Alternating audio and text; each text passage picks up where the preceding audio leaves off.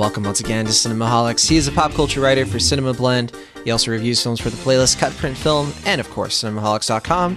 Hello, Will Ashen. Hey, John. How you doing? It's okay for me. It's been a crazy week. It's been a lot going on. Tonight I'm going to see Hamilton.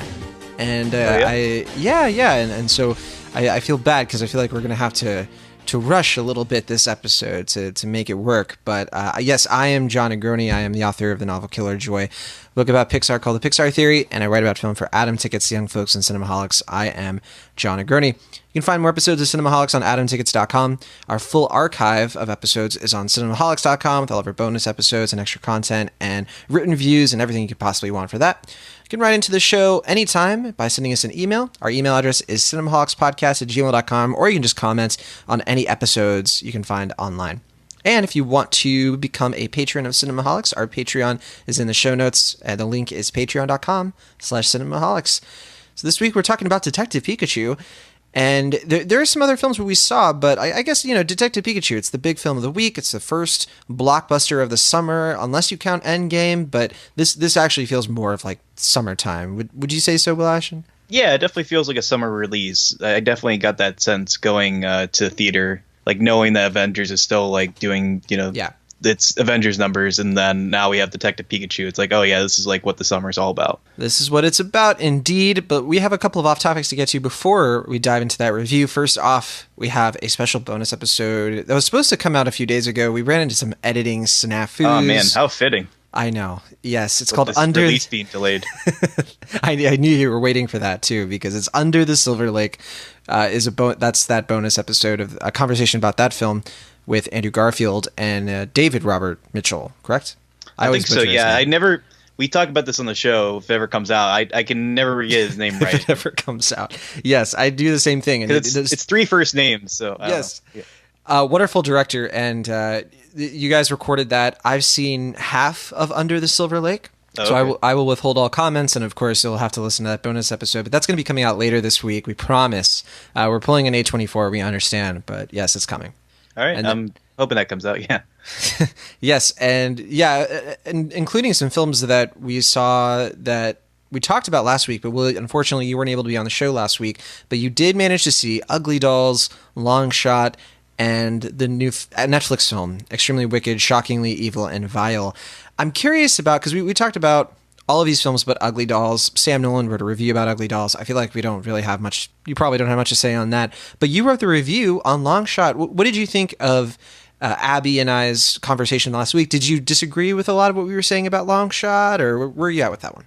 I didn't disagree. No, you both were a little stronger than I was. Abby was certainly stronger than I was. And I think you were a little bit as well. I mean, I definitely liked the film. I probably would have given it a B- overall, but I was pretty close to B territory. I just felt it followed a little too close into tropes by the end to really win me over. But I'm a big fan of Jonathan Levine's work with Seth Rogen, so I definitely enjoyed it as a nice, pleasant, familiar rom-com with some nice political elements to give it a little bit of spice. So overall, it was a good, fun film. Absolutely. And, I didn't have a chance to see Tolkien as well, which is the J.R.R. Tolkien biopic, but Sam Nolan did see that. He's working. We have a little something in the works for that on cinemaholics.com.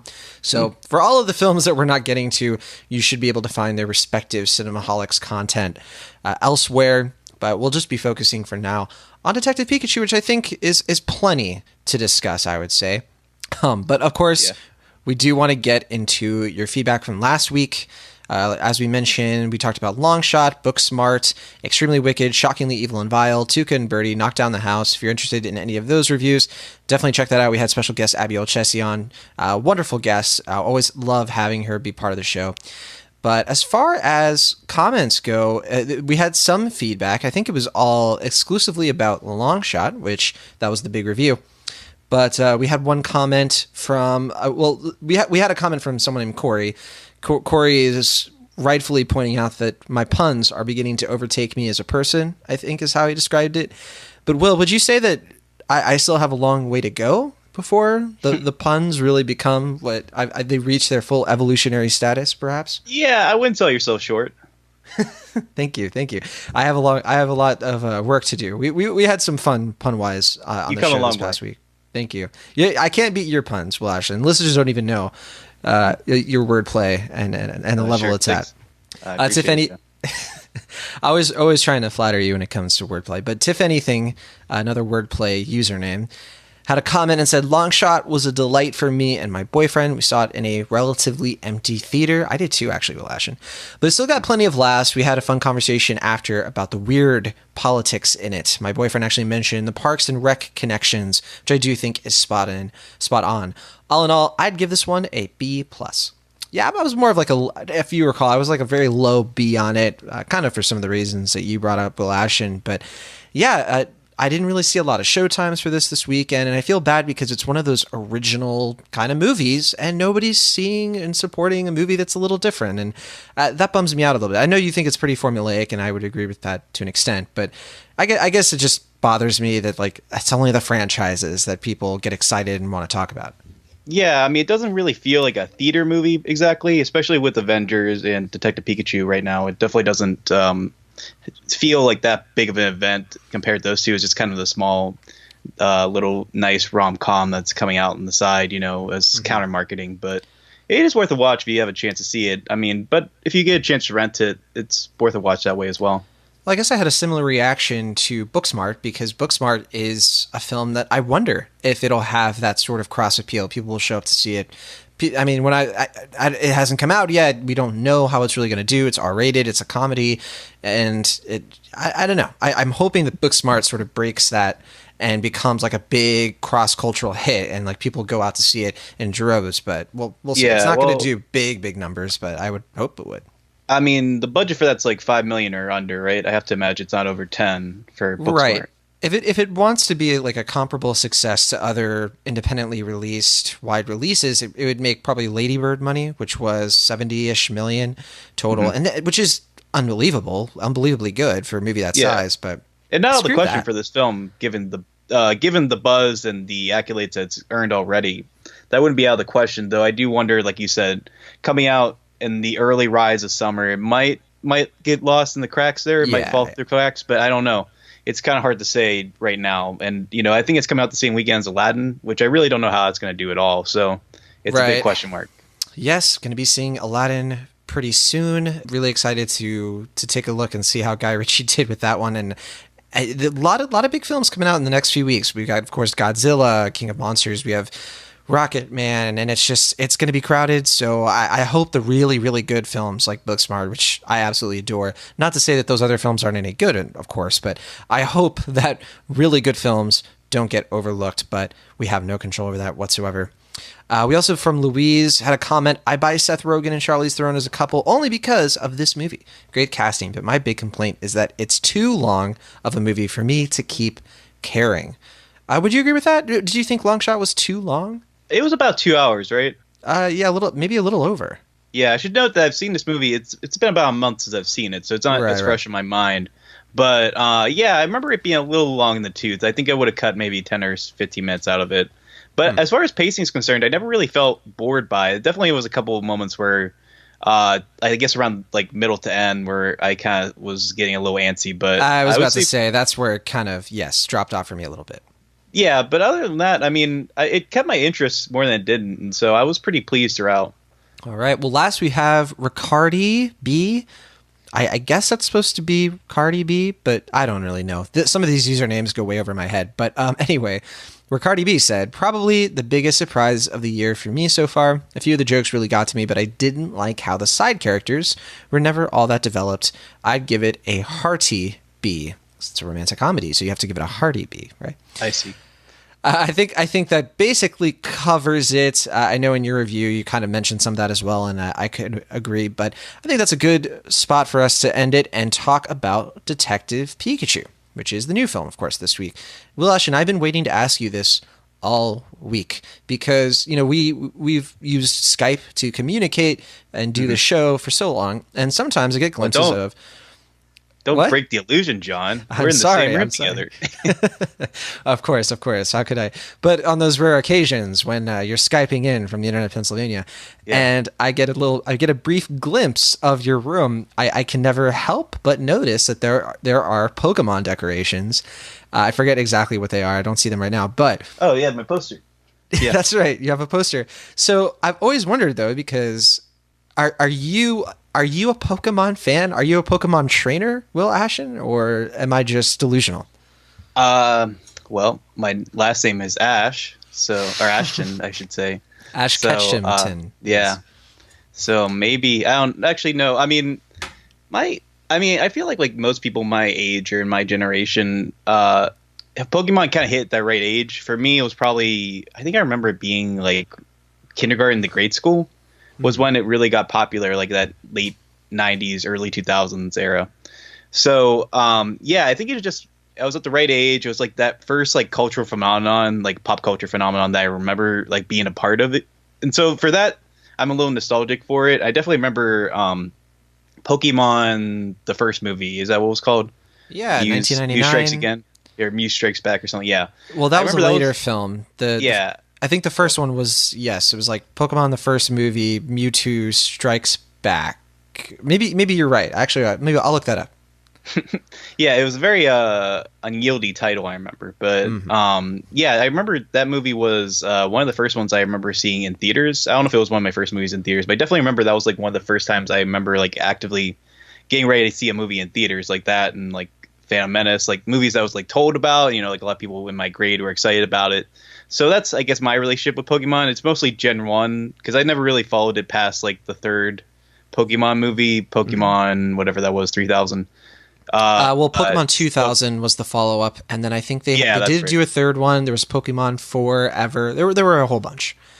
Yeah, I think I saw the fourth one actually, but I don't remember it at all. But yeah, I just remember somewhere around the third movie was when I fell out of Pokemon. Like, not only the movies themselves, but just like the show and the fad of it. But I definitely have a strong connection with it. I mean, I've played like Pokemon Snap and one of the stadium games. I mean, even though my video game experience is pretty limited, I definitely remember playing those games a lot.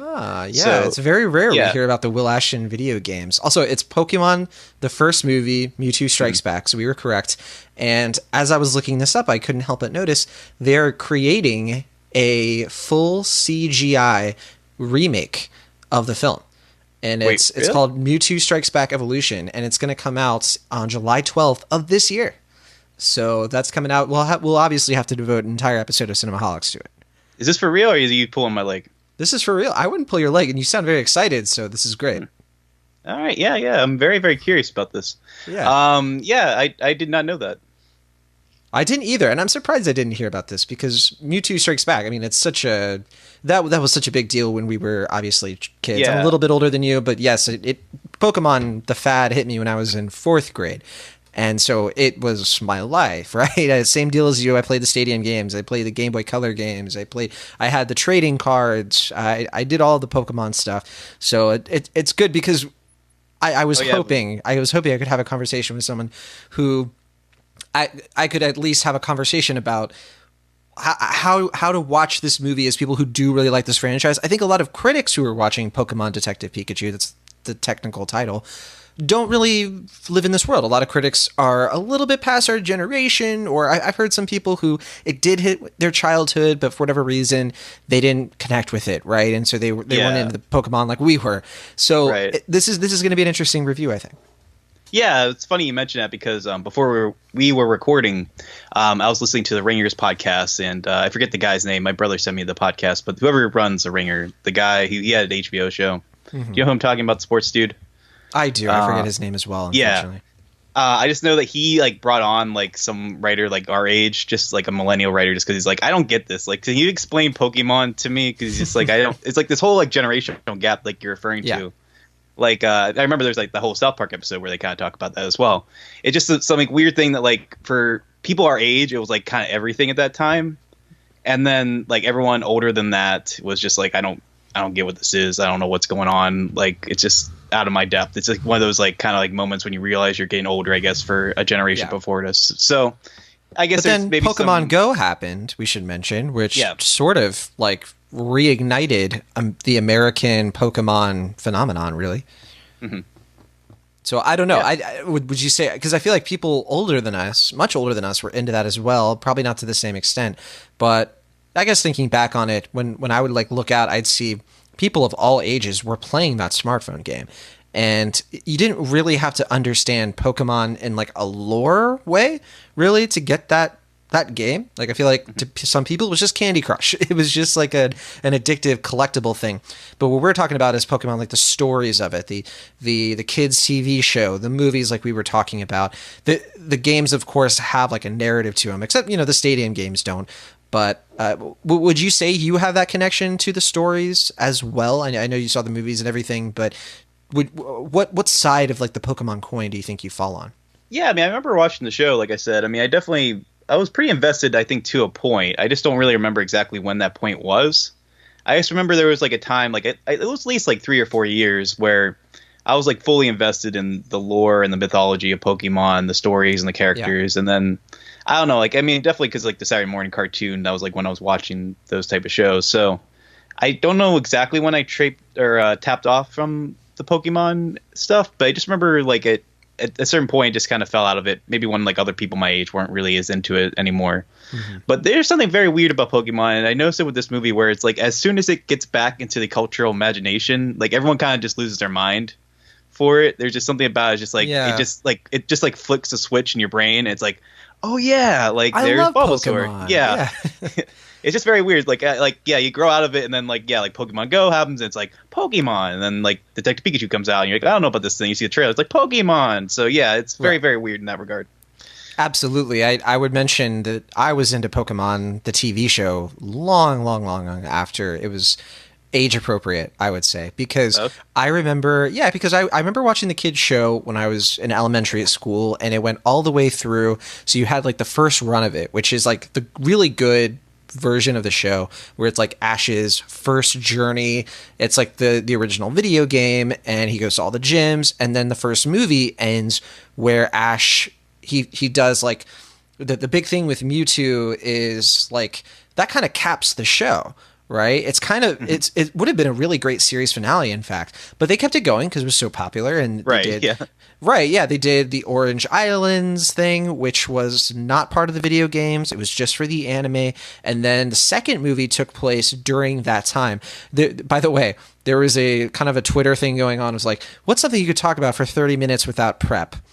This is my thing. I can talk about this TV show, this anime, because I have so many strong opinions on it, and I don't want to belabor it because we're of course limited on time. But I watched all of this stuff. I watched all of it, and like even though I think getting up into middle school, I was watching this ridiculous Pokemon show where they go to the Johto region, right? The first region was the Kanto region. It was the Indigo League. The second version of it was just a repeat. Like Ash did the same thing again. He even had a lot of the same Pokemon, and he's going on another adventure. There's a bunch of new Pokemon. I think that's where a lot of people probably fall off on the show, because that's the part where you realize, oh, they're just recycling this to do it again. I stayed on. I kept watching Will Ash, and I can't tell you why. I was so invested because I wanted to see Ash become a Pokemon master. It's the same reason I still watch One Piece. It's because when an anime starts off with, oh yeah, Naruto wants to be the Hokage, and Luffy wants to be king of the pirates, I'm going to keep watching until it happens. And one of my greatest disappointments in all of media is the character of Ash Ketchum, and this is why they could never make a movie out of him, because his story is terrible and awful, and it should have ended in the Kanto region. It doesn't, and that's such a shame, because it's so annoying to me, because I dropped off in like the Hoenn region, which was like Ruby Sapphire, those video games, and they just got to a point where Ash, you realize he's always going to be like 10 years old. He's always going to lose against trainers, and like the rules never make sense. He's never going to actually achieve his goals. There's no progression to this story. And that's when I realized Pokemon was not about progression. It wasn't really about character or story. It was all about this impulse and this collection impulse that drives all the merchandising. And I guess in a way, well, actually, all I'm trying to say is that Pokemon is what made me cynical. And those are my expectations walking into Detective Pikachu. I'm sorry if all of that sounds like rambling nonsense. That's all right. It definitely went on longer than I anticipated, but I enjoyed the experience of kind of hearing your mind unravel talking about Pokemon. It does actually strike a nerve, I guess. But Will Ashton, can you describe to the listeners what is Detective Pikachu? What is this movie, and how is it different from what I guess a lot of people would know as Pokemon, because it's certainly not based on, it's a video game movie, right? And it's not really based on the TV show or any of the really popular stuff, I guess you could argue. Yeah, I mean, it's based on a side game that came out, I believe, was it early 2010 era, like 2011 or so? Is that when it came out? I don't know exactly when I don't this remember game when came it came out, because it wasn't even on my radar at that point, right? So, yeah, Well, by the time Detective Pikachu happened, I was a lost cause. yeah, I remember the game itself was a little more well known internationally than it was locally or nationally. In Japan, I think, yeah. Yeah, that's what I mean. So I remember the trailer exactly for the game because it was throwing people off to hear Pikachu talk for, understandable reasons. Speaking English, I mean. So that was like the one aspect of the game that I remember was talked about a lot, or at least the promos for it. And I remember hearing not long after the game came out, because I guess it was a big hit in Japan, that they were going to talk. There were talks about it being a movie, and I was like, I don't know. I mean, like, I don't really know this game. I don't know if you can really make a movie out of Pikachu being a detective. Why not just make like a normal Pokemon movie, like with all the characters battling and all that? But when that first trailer hit, yeah, it was just like it kind of hit a cultural nerve, like you were saying. It just kind of hit a lot of nostalgic people right in the gut. And it was funny because it was like that same day that the trailer for Toy Story 4 came out, or the first trailer for Toy Story 4, and like Disney was like, hey, remember Toy Story? Like, kind of like putting all their chips in on the nostalgia thing. And then like an hour or two later, Detective Pikachu comes out and Twitter is all like Pokemon, Pikachu, like all this stuff. And it's like you could see Disney like just kind of like angrily just in the corner, not really getting the response they wanted from their first Toy Story trailer. But yeah, I don't know. It just, I think this movie, it's coming out probably the right time to hit that nostalgia bank, because for Pokemon to be, I think, as popular as it is now, maybe not as popular, but like still pretty popular compared to what it was in like the late 90s, like I was saying, it definitely, there's something about it. Like there's definitely a cultural impact that it has that's more than superficial. And I think it comes at a time where, like, a lot of people our age are millennials. Like, they're not only getting older, but they have children of their own, and they can kind of see this as like a full family experience. Like, the parents being nostalgic for these characters while the kids are kind of growing up like we were with these characters. So it's this kind of like weird, sweet, like circle of life kind of thing going on here. And I think that's why I was pretty excited about it, because it was giving us something we were familiar with, but at the same time something we'd never really seen before, that we kind of were always looking for, is like, what would it be like to interact with Pokemon? And I think that's part of the appeal of Pokemon Go. It's like, you grow up with these characters, you love them, you have the trading cards, but there's a distance, obviously, like you're just kind of playing with plastic or watching TV, but to see like humans interacting with Pokemon, it hits that nostalgia, but it's also seeing something new. And I think that's the main appeal with Detective Pikachu as a film. Is you get that moment finally after 20-something years. I like that you mentioned Circle of Life, of course. A generation spanning basically a CG live action film that is coming out in summer 2019 based on nostalgic properties. And it's about taking your kids to go see something you loved as a kid in the 90s. What could that possibly remind you of, Alashin, except for The Lion King and Aladdin. So very, very nice. I don't know if you meant to do that, but well done. Yeah, thanks, man. Well, okay, so story-wise, I actually looked this up because I didn't play the game, same as you, but the movie actually does follow the game much more closely than I personally expected.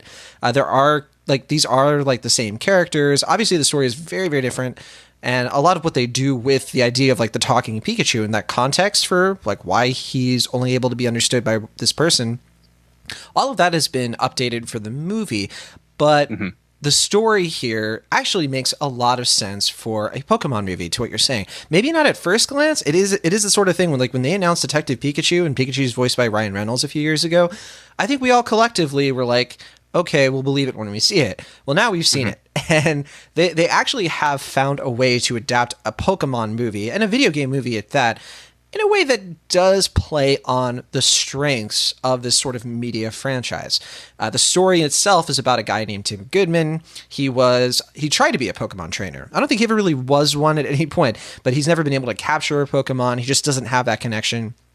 And he gets a call to go to this place called Rhyme City, which is this new concept in the Pokemon world where the Pokemon trainers, the battles, and all of that, that's gone. That's not a thing anymore in the city. Instead, the Pokemon and the people live happily side by side. It's sort of a combination of Who Framed Roger Rabbit and Zootopia.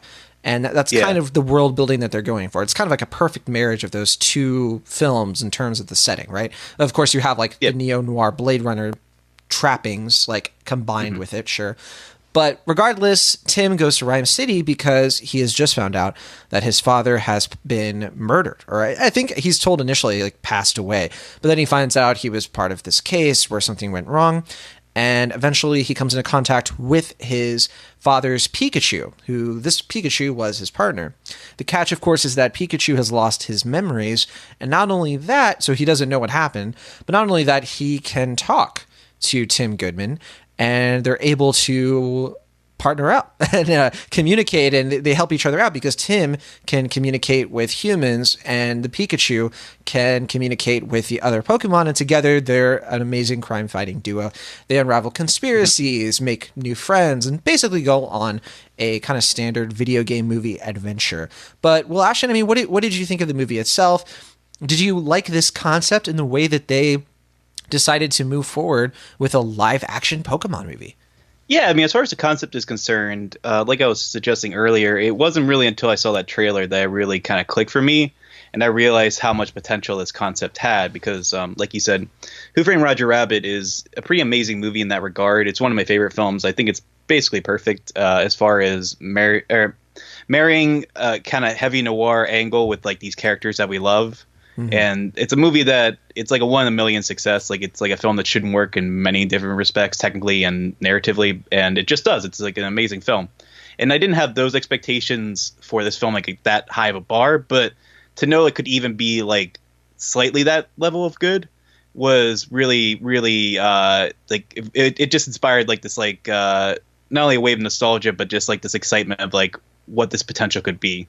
And as a film itself, going into it, I think if we're just looking at the story and just the general kind of basics of the film, it's fine. It's whatever. You know, it kind of just serves its purpose more than anything. It doesn't really excel in any particular regard as far as the story is concerned. Actually, some of it kind of falls flat, which we'll probably discuss later. But I think just as a world building exercise, just as a chance to interact in this world and kind of get a little more fleshed out Pokemon movie in a way that you have these amazing special effects and, you know, this like very stylized filmmaking style with characters that we're very familiar with. I had fun in that regard. I was entertained as a nostalgic piece of world building, but I have two hats on. I'm like Detective Pikachu. I recognize that as a film, it's kind of it doesn't really do everything that it could do, and definitely doesn't reach its potential. But at the same time, you know, I was kind of taken by it. So I'm curious to hear where you stand on it.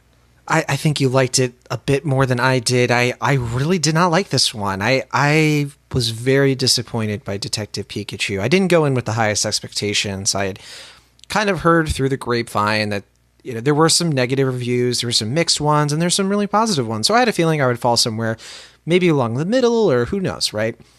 But I was oppressively bored throughout this film, and I've been puzzling over why that might be the case, because as we've discussed, this is a movie that I think I should be just as excited about in terms of what you're saying. I think we agree 100% about the storytelling here, the ideas going on. There aren't really many to be heard of. I mean, there isn't much going on here in terms of character, despite some performances and some energy that the lead actors bring. Catherine Newton plays a side character here as a reporter.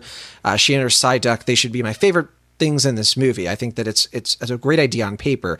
I think that Justice Smith, who plays Tim Goodman, is just a really good lead actor. He's got the chops, he's got the charisma, he's able to really sell that he's being flustered by a Pikachu, and he gets moments in the writing where he has to come up with like clever ways to hide that he's talking to this Pokemon. And Ryan Reynolds is doing his best version of a PG Deadpool, which, you know, that's what you would kind of expect, right? You want something kind of funny, you want something the kids will like, but it's of course also harmless so that you can make the film itself PG. But watching this movie, I just could not connect with any of the ideas here. They try to introduce some heartful narratives, and they really try to create sort of the buddiness of this buddy comedy. But I just could not find myself caring about what was happening in the story, about the mystery, the case itself. It all just really fell flat for me. I think flat was the word you used, and I think that's 100% where I was at with this. By the time it ended, I couldn't wait to leave. And I'm very disappointed because it's Pokemon. Like, Pokemon should be awe-inspiring, and it should invoke wonder. And I hope it does for younger viewers. Just for some reason, I couldn't get into it. I couldn't find myself taken, I guess in a similar way that you weren't as well, but I couldn't even get all that excited by the world building here. I thought that the location of Rhyme City was just very contrived. It sort of was just whatever the plot demanded locations to be. And I guess there were a few parts where it did sort of fit that like Team Rocket laboratory vibe that I kind of like, that is a little unique and fun. But it would always cut to just the characters interacting again, and that's where the film just continued to lose me. I do think there's a clever sort of reversal of expectations that happens toward the end. Won't give away what that is. That I thought did have some smarts to it, I guess. But yeah, ultimately, this isn't the Pokemon for me. I do not choose this Pokemon movie personally. I would go with something quite different personally. That's interesting. Yeah, I don't. To be clear, though, when I talk about some of it falling flat, I actually wasn't really talking about the narrative per se, because I actually think as a noir film, it's actually not that bad in my view. I actually was pretty engaged with the central mystery element of it. Not that it's amazing, you know. It's a pretty simple mystery as far as you these can things are kind of concerned. call it pretty early on too, not just like who did what and all of that, but then also the mechanics of certain things. Like, I know I said it had some smarts, but I guess I was probably being a little generous. I think you can easily figure out what the big idea is behind everything, like in the central villain, you mean? Not just the central villain, but like why things are happening the way they're happening. Like why, for example, why the Pikachu can talk. I think that's a very easy thing to catch early on in the film, but that might just be me. I don't know. I was kind of kicking myself because I didn't catch that end twist. But no, I mean, I get what you're saying. Like, I don't think nothing here is particularly subversive or anything here is like that, like twisted or deep. But at the same time, I don't know. I wasn't really like, I was never bored by it the way you were. I found myself pretty actively engaged throughout the film. And I think it's less like, I mean, like, I think the characters are fine. Like, I don't think any of the performances are particularly bad or great. But I think everyone kind of serves their purpose. I think the story itself, it moves enough that I was pretty engaged with it. But I think for the most part, what kept me energized was not only, you know, anytime the Pokemon were on screen, which I was, you know, pretty much enjoying it at that point. But I would say the set pieces are pretty neat. I enjoyed like most of the ways that they kind of incorporate, you know, different aspects of the game and the shows. You know, like they have like a fighting arena, one scene. They have a scene with like interrogating Mr. Mime. That was pretty fun. And there's also another scene that you kind of see a little bit in the trailer involving like some kind of bending reality that I thought was really cool and inventive as far as its visual presentation was concerned.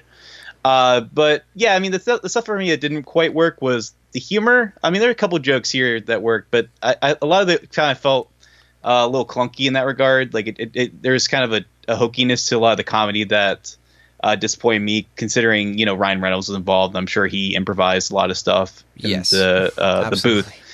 But at the same time, I know like his style of comedy is typically kind of more PG-13R, and there are a couple jokes here kind of toe the line, but I did find myself kind of taken aback by thinking about how this is probably going to be for younger audiences their first introduction to Ryan Reynolds, because I can't really think of any other movies where he is working, you know, for the kid audience. So yeah, I do admire him for stretching his talents in different respects. But you don't think a lot of kids are watching Van Wilder, right, in elementary school? I mean, I certainly was. I hope not, especially when they have definitely better comedy alternatives. Yes, to be clear, I think I was in middle school when that came out, but still. Yeah, but yeah, I mean, the only other, besides the comedy, the emotional beats didn't quite work for me either. I mean, the ending's kind of sweet, but it wasn't. I don't think I was overly invested in the play of these characters as I should have been. Yeah. And I don't think that element quite worked as well as I was hoping to, especially with the father-son element at the beginning as well. That never quite tugged at my heartstrings. I think the way that it would have made the movie a little more rewarding, but yeah, I don't know. I can see where you're coming from in a lot of respects, but at the same time, I don't know. I can't say I fully agree with everything you're saying so far. I mean, I've heard some criticisms of the same nature. People are complaining that they found it kind of dull and not quite as engaging as they wanted to. And I will say, I mean, I was a little disappointed, I guess, by the color palette of the film. It's a lot of like brown and black, and like I think there are certain points of the film that could have been a little more colorful. But at the same time, I do admire the attention to style here. Definitely playing up to the noir elements, to their fullest capabilities here. So I'm kind of give or take on a lot of things in the film, but I definitely enjoyed it, I guess. Yeah, I think what kept me from really thinking this should get like a very negative grade, right, was a lot of it was the color of this. I think that it does have a good color palette, so I would disagree with you slightly there. I know some of the locations are a little dull, and I would agree with that. But when it comes maybe that's what I meant. When it comes to the Pokemon themselves, I mean, I think they nailed it. I think they nailed, like, especially coming out of like the Sonic trailer, which showed like right before this, when you see just the crazy difference between there's so much more life in the Pokemon, and they put so much effort to make this Pikachu really feel like a blend of animation and CG, so that I bought it. I bought into the illusion that these Pokemon existed in this world, especially because the world itself is so colorful and dazzling. And I think that those are the things that certainly worked for me. I also, I look at this movie, and I know I've heard some people say like, well, I watch this and I give it a pass because it's not for me. Well, this movie is supposed to be sort of for me, but in the sense of like I should be taking like my nieces and nephews to go see it. If I had kids, I should be taking them to see it because I love Pokemon.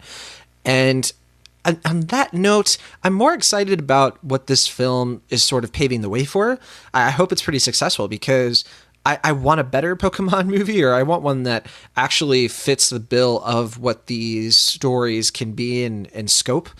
Right? I think that it's a harmless film. It's just a little fun little thing. It's not very long. It's only an hour and 45 minutes.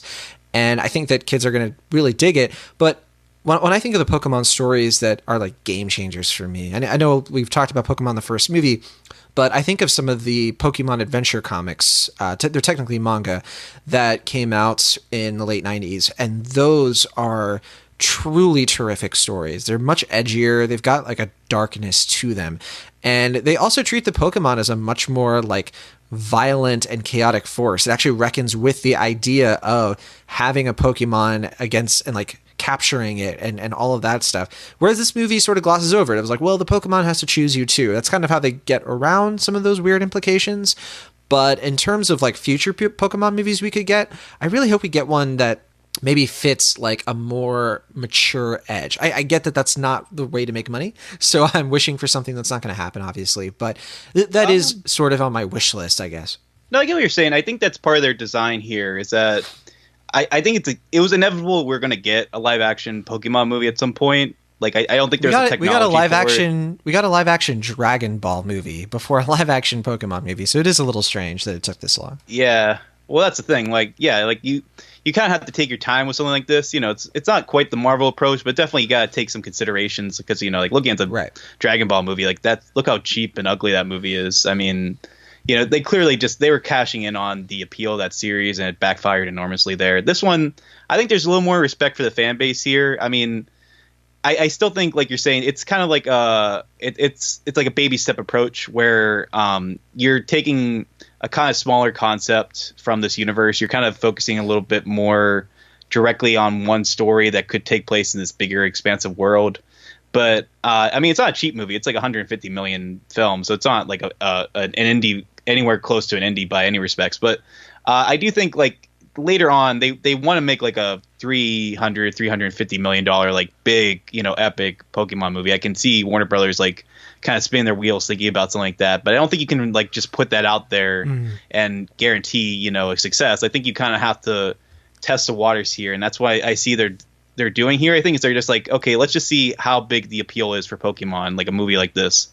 And if this does well, I definitely could see them putting more Pokemon movies out there. I don't know if they'll do like Detective Pikachu 2 or if they'll just go ahead and make a like traditional Pokemon movie, because I do think doesn't Ash make a cameo in this film towards the beginning, so it's not really a spoiler. Does he really? Or is that I thought that one trainer at the beginning when they show like a flashback to the stadium and they show like a guy with a red hat throwing a Pokeball, was that supposed to be Ash? I mean, it They don't could have say been. it's him. It could have been the sort of like standard red character from the games. I didn't catch that Sure. the hat was like supposed to be the same. That would be It just interesting. looked like Though. the same kind of green design. Like it wasn't the exact. It wasn't like red, white, and Right. like the little green thing. But it looked Well, like I it had think- like the same kind of lightning bolt kind of thing that he has. Either way, I think the implication is clear and interesting. And one thing we haven't even mentioned is the diversity of this cast, which I very much appreciated. Even though I didn't think like Kent Watanabe, I don't think that he was really bringing it personally to this movie. Well, But just the fact that they, kind of. huh? I don't know. I get what you're saying, but I also appreciate how him, and Bill Nighy are like completely playing this film straight. Like they're not like winking to the camera ever. They're like, Sure. yeah, this is a world where Pokemon exist. Like I'll grant you that. we I'll are, grant you that. yeah. But no, I do think there's a lot of it just I think it is kind of interesting to see, you know, character like they did give a movie of this magnitude and like this sort of cultural importance, and they recognize the fact that everybody loves Pokemon. So this is a great opportunity to put people as your main protagonists who look very different from normal main protagonists in kids movies. So obviously, of course, Ryan Reynolds is still Ryan Reynolds and all that, but I really appreciated that, and that's a big reason why I've been a fan of Justice Smith for a while, is because he is that kind of like he why not make him like the lead of a movie like this? I think he definitely fits into it and does really well with what he's given. I just think that what he's given isn't much, unfortunately, but I think the performers really carry it through. Other than that, I guess I think that in terms of whether or not we'll get more movies like this, we're going to. Like that's just inevitable at this point, and I certainly have no issue with that, especially because they can use this, as you were saying, as a way to ease people in. The Incredible Hulk was one of the first MCU movies, right? It's not like right away we got something as good as like Thor Ragnarok. I think you would agree that's a great movie, right? One of the best Marvel movies. Anyway, I definitely think Detective Pikachu is a step in the right direction. I think my main problem with it comes down to this.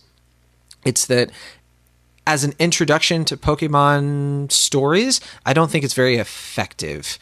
Not to be punny, but I don't think it is super effective at bringing people into a fan base. I think that it's great for maybe some existing fans, not really myself, but I think it does put all that sort of fan service to good use in a way that it can really appeal to people who've loved these Pokemon forever. They just want to see cool looking Pokemon, right? And for those folks, I think they're going to get a lot out of this, and maybe their kids will get into it as well. But I guess I just don't see this film really evangelizing its cause to a lot of people very effectively. Maybe it's fine as a good introduction, like a kid will see it and be like, Pokemon sure are neat, you know, I'm 6. And then they actually will like play the video games. They usually say at 6. right. And I think though it's going to break them in. They're going to be like, the Pokemon are cool, and then they'll play the games, or maybe they'll watch the original TV show and fall in love with the show, or fall in love with Pokemon that way. Who knows? I feel like you and I don't have all the answers, or I don't think you and I should worry ourselves over people falling in love with Pokemon. That's kind of a given at this point. I don't think you really need a movie like this to do that. So maybe that's where we can leave it. It's just sort of, it exists. It's something that's going to appeal to a certain type of fan, I suppose. But do you think that Detective Pikachu is something that non-Pokemon fans can get much out of? I think to an extent, yeah. I mean, one thing that did stick out to me as I was watching this movie was that there are like a lot of like kind of like what do you call those callbacks, or like maybe not deep cuts, but like they're definitely like older Pokemon characters that like I haven't seen in like 10 or 15 years that just kind of pop out of nowhere. And the movie definitely, if you're completely unaware of like the mythology of Pokemon, a lot of the characters are going to fly by, just don't register as anything to you. So it's not fan service, but it's definitely a lot of like, it's definitely appealing more to the fans than to your general moviegoer, I think. But yeah, I do think the genre element, the noir element does help. I think it kind of eases people through like this very specific lens into this universe. I think it's a better way of doing it than just like throwing you into like a big expansive Pokemon movie, like where you're battling, you know, like watching these like big like stadium fights. I think it's a little easier to kind of go from the ground level here and then kind of work your way up the ladder to Pokemon. If that's the approach you're going to go for it, I think it's a pretty smart way of doing it. But yeah, I mean, I think it's definitely more for the people who have grown up with this mythology and these characters than your average film goer. But I do think general moviegoers are probably going to get at least something out of it. Yeah, yeah, I think that's true, and I hope it's true. I guess I should say I'm getting a little bit, I guess, pessimistic, so I'll try to avoid that. But as far as the film goes with the deep cuts you were talking about, I did actually appreciate some of them. Some of the little fan servicey world building shticks, because they did sort of use them in a way to do world building. For example, you see Growlithe, with the police force, and like that's obviously a deep cut to the TV show, and the game, of course. But it also, it rounds the world out too. It doesn't just solely exist to be like, remember this. It also is just like, hey, this is how the world works, and it's a good example of like this is how people and Pokemon. It like primes you for the idea of them working together. There are other moments that would probably strike people as super odd, like when one of the first Pokemon we see, right, is a Cubone. And it just really dropped quickly the super tragic backstory of Cubone, kind of for laughs. And I think that because Cubone's like where the skull of like their dead mothers, super disturbing stuff. And the movie just like drops it as a joke that I don't think will probably register with a lot of people unless they already know that idea and are able to be like, oh, I remember that from the show. That's funny. I mean, otherwise, I think they explain enough to like you get the idea of Cubone. I don't think it's just such a weird thing though to bring up and drop, I guess, casually, because it's not like we have Pokédexes out in the movie that are and like Cubone, the ground type Pokemon. The Cubone joke was actually one of the few comedy things that actually did work for me a good bit. So I'm not saying it doesn't work. I'm saying it might work though better for people who understand, who are familiar with that story already. So the joke actually works. What I'm saying is like if a kid or like somebody who's like never seen Pokemon before just heard that out of nowhere, I don't think the joke is very elegant at like. That's all I'm saying. But we can finish it out. I get what you're saying. I get it. I'm a C+ on this, a little higher than I think I was when I initially walked out. I gave it a C+ on cinemaholics.com as well. I do think there's appeal here. It just, I can't personally vouch for it. And I think that it's just a little bit slightly better than average, but there's not much going on here. What about you, Balashin? Yeah, I'm ultimately more positive than you. And I mean, to be clear, I'm not like the world's biggest Pokemon fan by any stretch of the imagination. Like I'm definitely a fan of the series.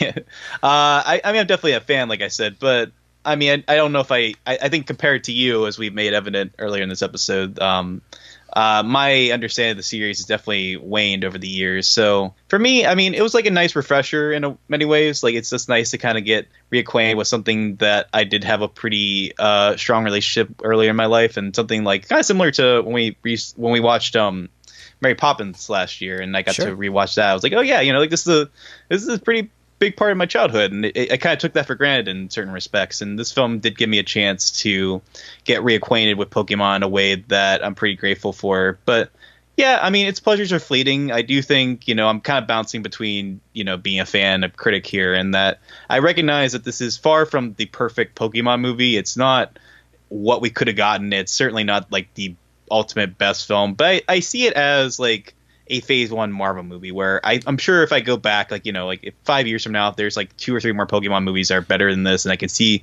what they can do with it, I look back on this and the flaws will probably be a little more apparent.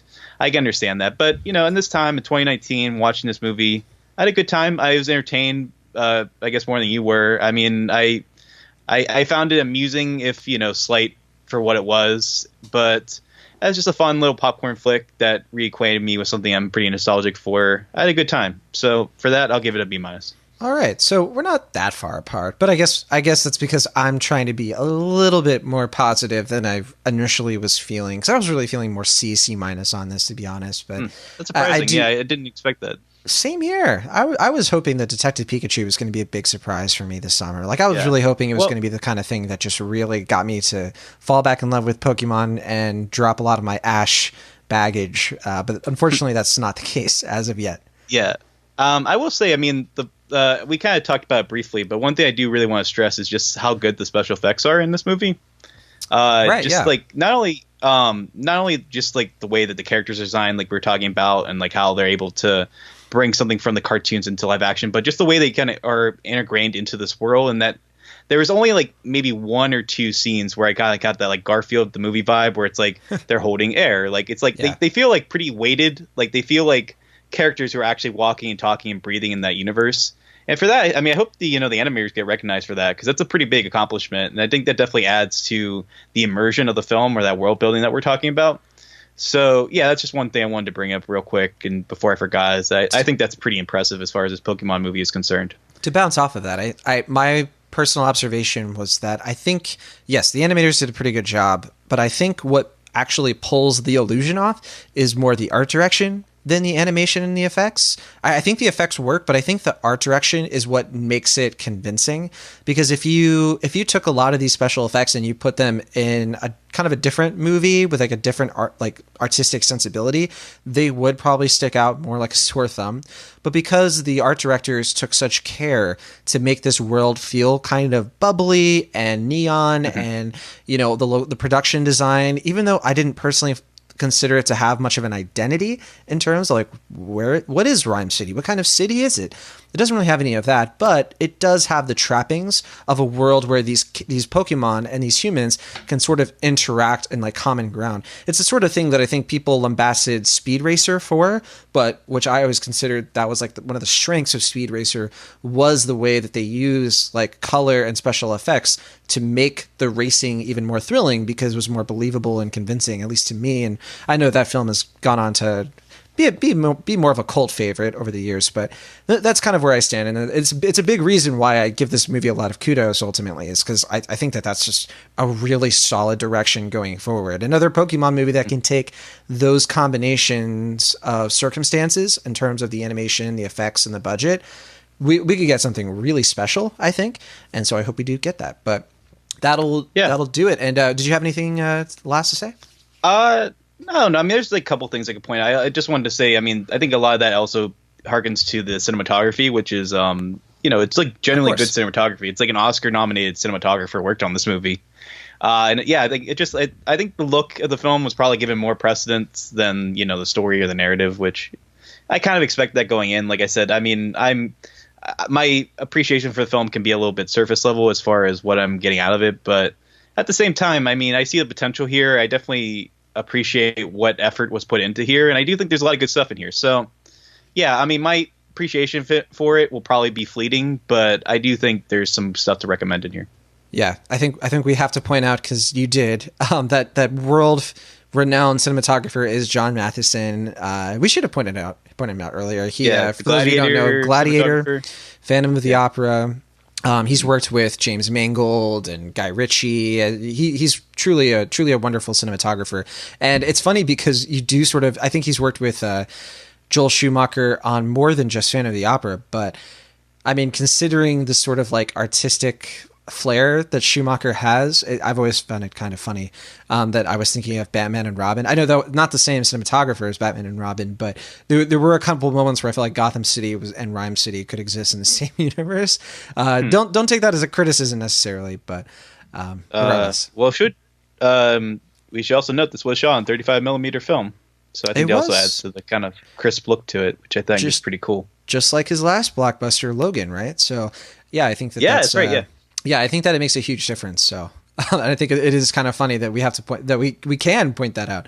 But all right, I mean, yeah, the chances of blockbusters being shown on film is dwindling at this point, I'd say. Yeah. So, this is probably going to be, I mean, maybe not one of the last ones, but I mean, it's a dying breed, blockbusters on film. All right, well, that will do it for this week's episode of Cinemaholics. Glad we could talk about Detective Pikachu in more extended conversation. I wasn't sure if it was going to be what I imagined, considering, because I really wasn't sure what your background was with Pokemon, and so it feels like we were able to hash some things out. I think I still have some therapy I am due for in terms of some Pokemon related things, but regardless, don't forget, if you love the show, you want Cinemaholics to continue, please consider leaving us a review and rating on Apple Podcasts and Spotify, Stitcher. Thank you, as always, to all of our patrons who support us. If you'd like to become a patron, again, the link is in the show notes. You can send us an email, do all that stuff, our social media, Facebook, Twitter. It's all in the show notes, so definitely go check that out. And next week, we'll try to catch up a little bit on some of the other films we didn't have a chance to talk about this week. But for now, from the Internet California, I am Johnny Grimmer. And for the Internet Pennsylvania, I'm Lash. See you next time.